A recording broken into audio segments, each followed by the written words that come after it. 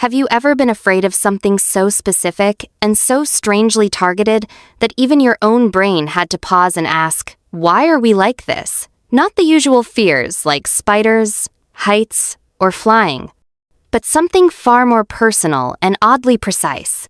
Something like paper, or mirrors, or bananas, or even the lingering suspicion that somewhere, somehow, a duck is watching you.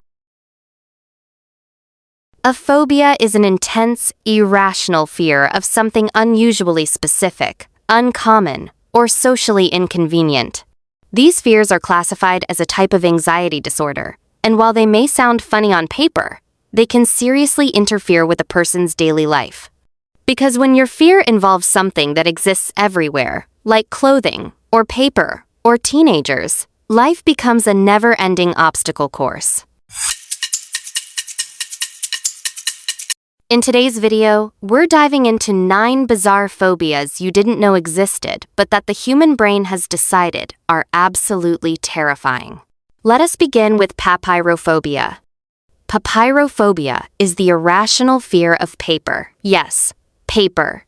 If you have ever felt a mild discomfort touching dry paper, congratulations, you share something in common with actress Megan Fox. While Fox has expressed her fear of dry paper, papyrophobia doesn't affect everyone in the same way.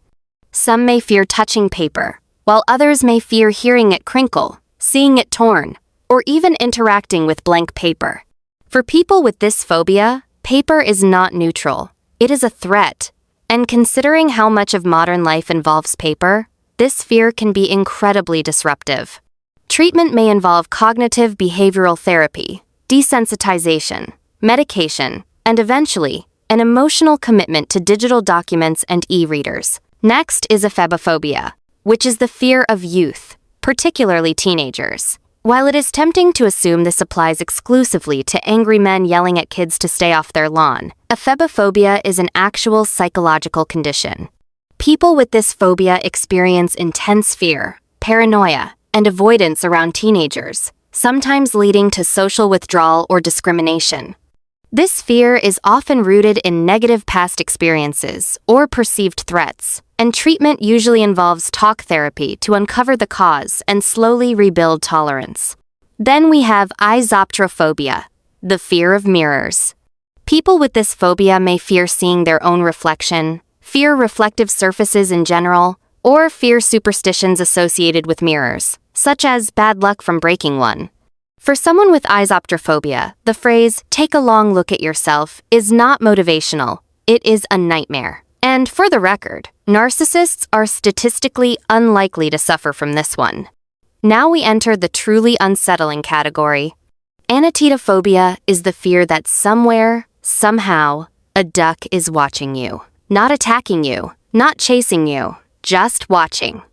This phobia does not require evidence, confirmation, or logic. It simply exists, lurking quietly in the mind, like the duck itself. Arachibutyrophobia is the fear of peanut butter sticking to the roof of your mouth. This fear is not about peanut butter as a food. It is about the sensation of stickiness and the feeling of being trapped. People with this phobia often avoid not only peanut butter but also any food with a similar texture because their brain has decided that glue mouth is unacceptable. Then there is banana phobia, which is exactly what it sounds like. An intense fear of bananas, the shape, the smell, the texture, or simply the idea of bananas can trigger panic. To everyone else, a banana is a harmless snack. To someone with banana phobia, it is an anxiety attack in yellow packaging. Globophobia is the fear of balloons, particularly the sound they make when they pop. People with this phobia may panic at the sight, smell, or touch of balloons, but the popping sound is usually the main trigger. Birthday parties, celebrations, and children's events become high-risk environments. Finally, we have vestiphobia, the fear of clothing. Some people fear specific garments. Others fear tight clothing that causes a feeling of restriction. In severe cases, individuals may withdraw from society entirely to avoid being clothed, which makes modern life extremely inconvenient. And then there is omphallophobia, the fear of belly buttons. People with this condition may feel physically ill at the sight, thought, or touch of a navel, whether it is their own or someone else's. Even thinking about belly buttons can be enough to trigger discomfort. Everyone knows someone who is afraid of spiders, heights, or flying. Those are socially accepted fears.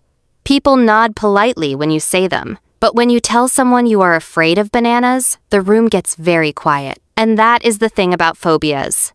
They are not logical, they are not proportional, and they absolutely do not care if other people find them ridiculous. A phobia is not just disliking something or being mildly uncomfortable around it. People with phobias go to extreme lengths to avoid the source of their fear, and if they are forced to confront it, their bodies may respond with panic attacks, nausea, dizziness, sweating, or a sudden and overwhelming desire to leave the planet. So, how common are phobias? Despite how casually people say, "I'm terrified of snakes," actually diagnosed phobias are far less common than you might think. Only about 8 to 12% of people in the United States meet the criteria for a specific phobia. In most other parts of the world, the number is even lower, ranging from 2 to 6%. Most people develop specific phobias early in life, often before the age of 10. Among children worldwide, roughly 3 to 9% meet the criteria, while in U.S. teenagers between the ages of 13 and 17, the rate jumps to around 16%. As people age, phobia rates tend to decline, possibly because life has already disappointed them enough. Interestingly, women are about twice as likely as men to develop specific phobias, proving once again that anxiety has no interest in fairness. So what is the takeaway here? Phobias may sound amusing, but they are very real, deeply distressing conditions for the people who experience them. They remind us that the human brain is incredibly powerful, deeply strange, and occasionally very bad at prioritizing threats. So if you made it to the end of this video, congratulations, and thank you for committing all the way to the end. You now understand that fear does not have to make sense to be absolutely real. Subscribe, like, and share this video with someone who insists their fear is totally normal, and turn on the notification button, because we will be back to make you question reality again in the next video.